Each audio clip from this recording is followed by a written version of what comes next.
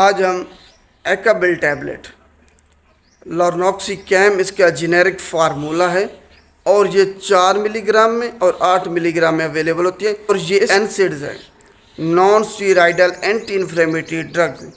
तो अब हम इसके यूजेस के बारे में, वो आपके जिस्म कहीं भी दर्द हो उसको ख़त्म करने के लिए, बुखार हो आपको उसको ख़त्म करने के लिए, और कहीं भी आपको इन्फ्लेमेशन है उसको ख़त्म करने के लिए इस्तेमाल की जाती है। डेंटल सर्जरी के बाद जो पेन होता है, दर्द होता है, उसको ख़त्म करने के लिए इस्तेमाल की जाती है।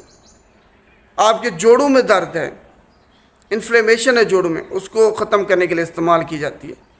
इसके अलावा औरतों में होती है अक्सर बीमारी उस जिनमें उनकी हड्डियां जो है ना वो उम्र के हिसाब से भुरभुरी होना स्टार्ट हो जाती हैं, तो उसमें दर्द होता है। उस दर्द को ख़त्म करने के लिए एनसेड इस्तेमाल कीजिए, लॉर्नॉक्सिकैम एकाबिल